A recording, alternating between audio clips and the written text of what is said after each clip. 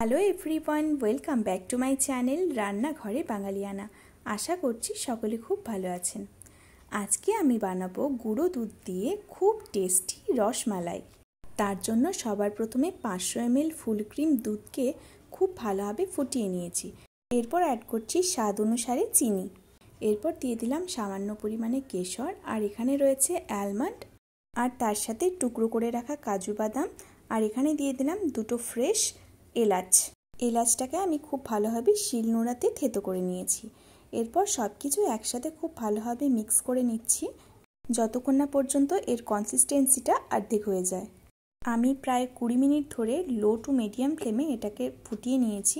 এরপর এটা তৈরি হয়ে গেছে, এটাকে আলাদাভাবে ঠান্ডা করার জন্য রেখে দিলাম। আর এখানে দেখুন ওভেনের মধ্যে একটা কড়াই বসিয়ে দিয়েছি, তাতে দিয়েছি সামান্য পরিমাণে ঘি আর একটু জল। এরপর একটা স্প্যাচুলার সাহায্যে এটাকে চারিপাশে খুব ভালোভাবে ছড়িয়ে নিয়ে এখানে অ্যাড করছি মিল্ক পাউডার। ঘিটা এই কারণেই দিয়েছি যাতে কড়াইয়ের চারপাশে গুঁড়ো দুধটা যেন লেগে না যায়। এরপর ফ্লেমটাকে লোতে রেখে এটাকে একটা পুর বানিয়ে নিতে হবে। আপনারা কে কোথা থেকে আমার ভিডিও দেখছেন অবশ্যই কমেন্ট করে জানাবেন।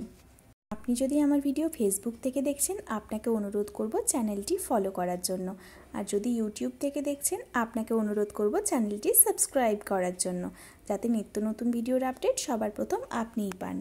পুরটা তৈরি হয়ে গেছে, এটাকে নামিয়ে হালকা একটু ঠান্ডা করে হাতের মধ্যে সামান্য ঘি গ্রিজ করে নিয়েছি। এরপর হাতের সাহায্যে এটাকে প্রথমে গোল করে তারপরে সামান্য একটু চাপ দিয়ে চ্যাপ্টা আকারে আমি তৈরি করে নিচ্ছি। আপনারা আপনাদের পছন্দের যে কোনো শেপে এটা কিন্তু বানাতে পারেন। একই পদ্ধতিতে আমি সমস্ত মিষ্টিগুলোকে বানিয়ে নিয়েছি। এরপর এটাও দেখুন ঠান্ডা হয়ে গেছে। এরপর এই মিশ্রণটি একটা অন্য পাত্রের মধ্যে আমি বেশ কিছুটা পরিমাণে প্রথমে ঢেলে নিয়ে যে মিষ্টিগুলোকে আমি বানিয়ে রেখেছি আলতো হাতে এটাকে একে একে এর মধ্যে ট্রান্সফার করে দেব। বাড়িতে কিন্তু এই পদ্ধতিতে অবশ্যই একবার ট্রাই করবেন, খেতে কিন্তু দারুণ হয়। আর এটা বানানোর জন্য সমস্ত উপকরণ কিন্তু আমাদের বাড়িতে অ্যাভেলেবেল থাকে, খেতে কিন্তু দারুণ হয়।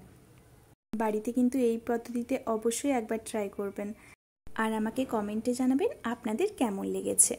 সমস্ত মিষ্টিগুলোকে আমি এই মিশ্রণটির মধ্যে ডিপ করে দিয়েছি। এরপর যে অবশিষ্ট মিশ্রণটা রয়েছে এটাও এর মধ্যে আমি কিছুটা পরিমাণে আবারও দিয়ে দিচ্ছি।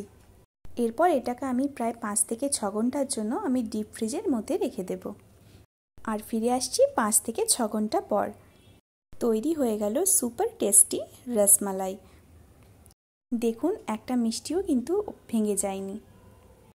এটা কিন্তু আপনাদের কাছে আমার একটা রিকোয়েস্টেড রেসিপি, বাড়িতে কিন্তু ডেফিনেটলি ট্রাই করবেন।